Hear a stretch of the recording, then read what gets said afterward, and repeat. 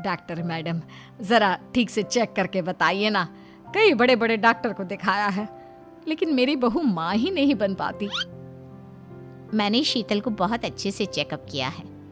देखिए, बात यह है कि शीतल के अंदर माँ बनने की कैपेसिटी नहीं है। ये आप क्या कह रही हैं डॉक्टर साहब? कोई तो इलाज होगा ना, कोई दवाई दे दीजिए।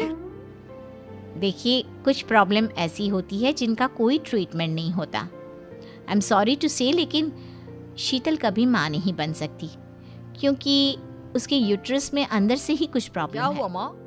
कहाँ लेकर गई थी आप शीतल को?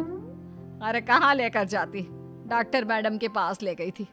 लेकिन तेरी बीवी तो कभी माँ बन ही नहीं सकती। मम्मी जी, इसमें मेरी क्या गलती? अगर अंदर से कोई प्रॉब्लम है तो उसमें मैं भी कुछ नहीं कर सकती। जानती हूँ, ये बात डॉक्टर के मुंह से सुन चुकी हूँ। अब दोबारा मेरे सामने इस बात का गाना मत गा। अरे माँ, परेशान होने की जरूरत नहीं है, हम सोचते हैं ना कुछ। अरे क्या सोचेगा तू? जब डॉक्टर कह चुका है कि तेरी बीवी माँ नहीं बन सकती, तो बता क्या सोचेगा तू? कहाँ से लाएगा बच्चा? माँ, ये तो मैं भी नहीं जानता।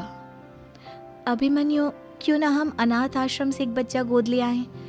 क्या फर्क पड़ता है बच्चा हमारा हो या गोद लिया हुआ? आई बड़ी बातें बनाने वाली, क्या फर्क पड़ता है? अरे क्यों फर्क नहीं पड़ता? मुझे इस वंश को आगे बढ़ाने के लिए मेरे बेटे का खून चाहिए, किसी दूसरे का नहीं।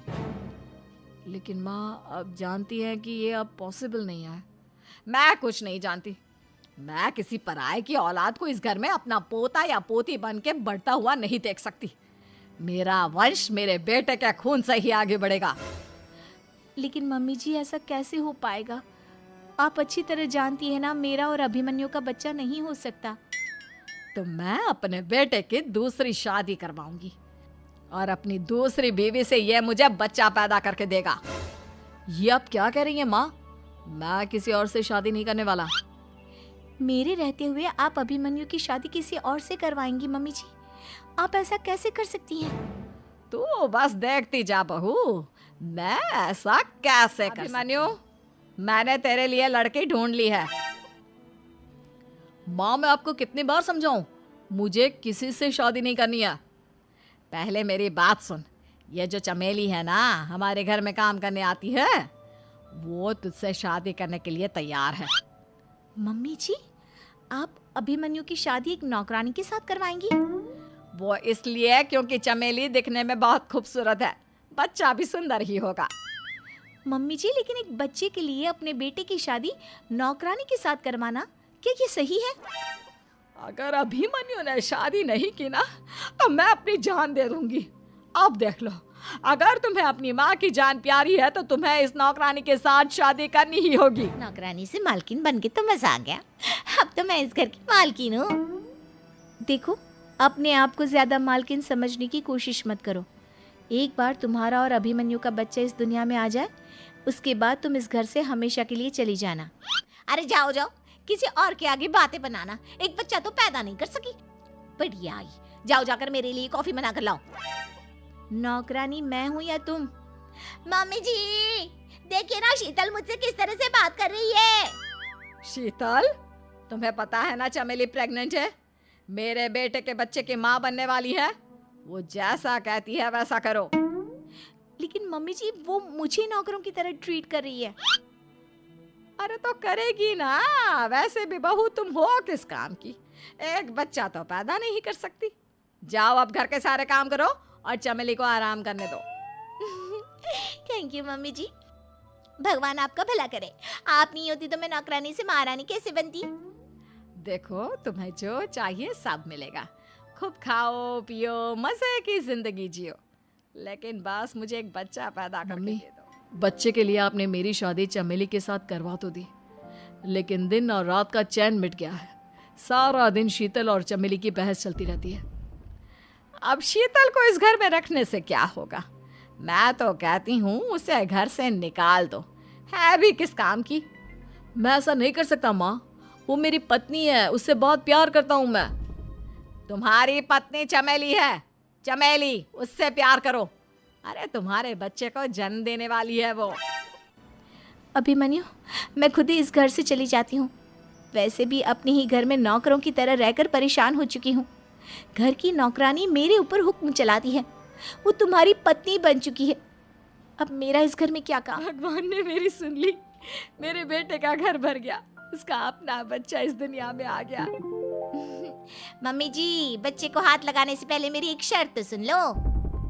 तुम कहना क्या चाहती हो चमेली? आपकी मम्मी को बहुत शौक था ना अपने पोते को खिलाने का। अब देखो, इस दुनिया में हर चीज की कोई ना कोई कीमत तो होती है।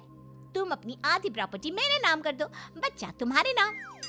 अरे लेकिन मैंने अपने बेटे से तुम्हारी शादी करवाई है, अब ये सौदेबाजी कहाँ से आ गई? जो औरत अपनी बहू को घर से निकाल कर एक नौकरानी के साथ अपने बेटे की शादी करवा दे, वो तो सौदेबाजी कर ही सकती है ना। उसका कैसे भरोसा कर सकते हैं? मुझे बस आप लोगों की प्रॉपर्टी चाहिए, उसके बाद ही बच्चे को आप हाथ लगा सकते हैं। मैंने कहा था ना मम्मी, आप गलत कर रही हैं। देखिए उसका नतीजा आपके सामने है। अभिमन्यु, कहाँ है आपका बच्चा? क्या मैं उसे देख सकती हूँ? कुछ भी मत पूछो शीतल, माँ की हुई एक गलती हम लोगों पर भारी पड़ रही है। वो नौकरानी अपनी औकात पर आ गई है और अब हमसे अपनी आधी प्रॉपर्टी मांग रही है, वो भी बच्चे के बदले में। एक बात कहूँ अभिमन्यु, आप उससे कुछ भी देने से मना कर दो। अरे कैसी बात कर रही हो?